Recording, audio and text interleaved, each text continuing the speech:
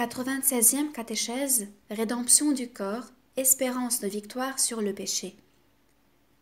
Nous aussi, qui possédons les prémices de l'esprit, nous gémissons intérieurement et nous attendons la rédemption de notre corps. Dans l'épître aux Romains, saint Paul voit cette rédemption du corps dans une dimension anthropologique et en même temps cosmique. La création, en effet, est soumise à la caducité.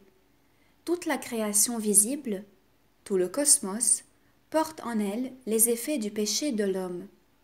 Toute la création crie sa souffrance, elle passe par les douleurs d'un enfantement qui dure encore, et en même temps, la création entière aspire de toutes ses forces à voir la révélation des fils de Dieu, et elle nourrit l'espérance d'être, elle aussi, libérée de l'esclavage, de la dégradation inévitable, pour entrer elle aussi dans la liberté, la gloire des enfants de Dieu. Selon Paul, la rédemption de notre corps fait partie de notre espérance. En un certain sens, cette espérance a été greffée dans le cœur de l'homme aussitôt après le premier péché. Il suffit de penser aux paroles du livre de la Genèse qui forment ce que la tradition appelle le proto-évangile, Genèse chapitre 3, verset 15, et qui sont donc, peut-on dire, comme le début de la bonne nouvelle, la première annonce du salut. La rédemption de notre corps est liée, selon ce que dit l'épître aux Romains, justement à cette espérance selon laquelle, lisons-nous, nous avons été sauvés. C'est dans cette espérance, qui remonte au début de l'humanité, que la rédemption de notre corps trouve sa dimension anthropologique. Elle est la rédemption de l'homme. En même temps, elle rayonne, en un certain sens, sur toute la création qui, depuis le début, est liée de façon particulière à l'homme et lui est subordonnée. La rédemption de notre corps est donc la rédemption du monde. Elle a une dimension cosmique.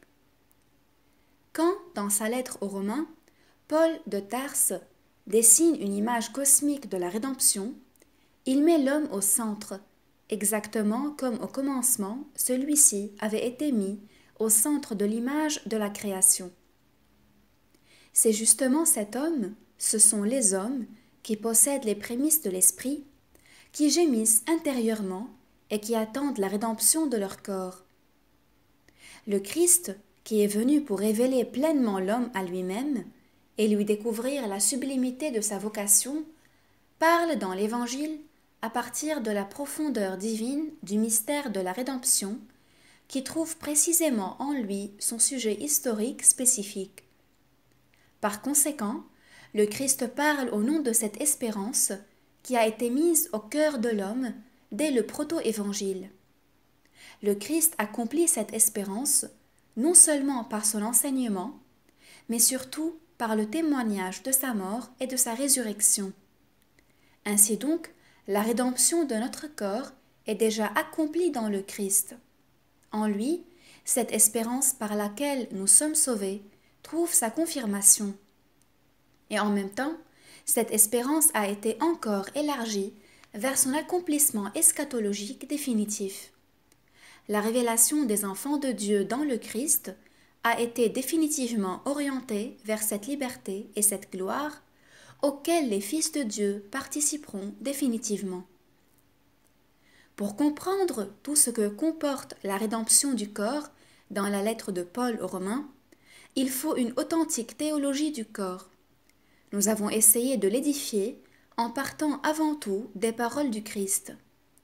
Les éléments constitutifs de la théologie du corps sont réunis dans ce que dit le Christ quand il parle de ce qui était au commencement pour répondre à la question qui lui est posée sur l'indissolubilité du mariage. Également, dans ce qu'il dit de la concupiscence en parlant du cœur humain dans le Sermon sur la montagne, et également dans ce qu'il dit par rapport à la résurrection. Chacun de ces passages renferme une grande richesse, aussi bien sur le plan anthropologique qu'au niveau éthique. Le Christ parle à l'homme, et il parle de l'homme qui est corps et qui a été créé homme et femme à l'image et à la ressemblance de Dieu. Il parle de l'homme dont le cœur est sujet à la concupiscence, et aussi de l'homme devant lequel s'ouvre la perspective eschatologique de la résurrection du corps.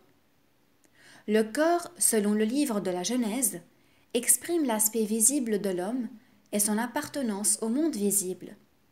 Pour saint Paul, le corps n'exprime pas seulement cette appartenance, mais aussi le fait que l'homme est comme étranger à l'action de l'Esprit de Dieu. Ces deux significations du corps sont, l'une et l'autre, en relation avec la rédemption du corps. Comme dans les textes que nous venons d'analyser, le Christ parle à partir de la profondeur divine du mystère de la rédemption. Ces paroles vont exactement dans le sens de cette espérance dont parle l'Épître aux Romains. La rédemption du corps, selon l'apôtre, est en définitive ce que nous attendons. Ainsi, attendons-nous justement la victoire eschatologique sur la mort dont le Christ a témoigné, surtout par sa résurrection. Ces paroles sur la résurrection des corps et sur la réalité de l'autre monde, telles que les synoptiques les ont retenues, ont acquis, à la lumière du mystère pascal, tout leur sens. Le Christ aussi, bien que Paul de Tarse, ont proclamé l'appel à s'abstenir du mariage pour le royaume des cieux, justement au nom de cette réalité eschatologique. Cependant, la rédemption du corps ne se manifeste pas seulement dans la résurrection en tant que victoire sur la mort. Elle est présente également dans les paroles que le Christ adresse à l'homme historique, soit lorsqu'il confirme le principe de l'indissolubilité du mariage en tant que principe venant du Créateur lui-même, soit lorsque, dans le Sermon sur la montagne, il invite à vaincre la concupiscence jusque dans les mouvements les plus intérieurs du cœur humain. Que ce soit à propos de l'une ou de l'autre de ces affirmations de base, il faut dire qu'elles ont l'une et l'autre trait à la morale humaine, qu'elles ont une signification éthique. Ici, il ne s'agit pas de l'espérance eschatologique de la résurrection, mais de l'espérance de la victoire sur le péché, de ce que l'on peut appeler l'espérance du quotidien. Pour sa vie de chaque jour, l'homme doit puiser au mystère de la rédemption du corps l'inspiration et la force pour vaincre le mal qui dort en lui sous la forme de la triple concupiscence.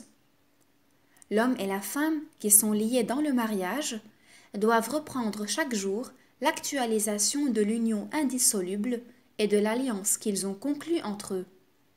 Mais l'homme ou la femme qui volontairement ont choisi la continence pour le royaume des cieux doivent aussi donner chaque jour le témoignage vivant de leur fidélité à leur choix en faisant leur les directives du Christ dans l'Évangile et celles de l'apôtre Paul dans la première lettre aux Corinthiens. De toute façon, il s'agit de l'espérance du quotidien qui aide dans les tâches normales et les difficultés de la vie humaine à vaincre le mal par le bien. De fait, c'est en espérance que nous sommes sauvés. L'espérance du quotidien manifeste sa puissance dans les œuvres de l'homme et jusque dans les mouvements du cœur, traçant ainsi le chemin, en un certain sens, à la grande espérance eschatologique liée à la rédemption du corps. En pénétrant dans la vie de tous les jours, à travers la dimension de la morale humaine, la rédemption du corps aide, avant tout, à découvrir tout le bien qui permet à l'homme de remporter la victoire sur le péché et sur la concupiscence. Les paroles du Christ, qui viennent de la divine profondeur du mystère de la rédemption, permettent de découvrir et de renforcer le lien qui existe entre la dignité de l'être humain, de l'homme ou de la femme, et la dimension nuptiale de son corps. Elles permettent de comprendre et d'actualiser, sur la base de cette dimension, un don librement mûri qui s'exprime d'un côté dans le mariage indissoluble et de l'autre dans l'abstention du mariage pour le royaume de Dieu. À travers ces voies différentes, le Christ manifeste pleinement l'homme à lui-même et lui découvre la sublimité de sa vocation. Cette vocation est inscrite dans l'homme selon la ligne de tout son composé psychique et physique.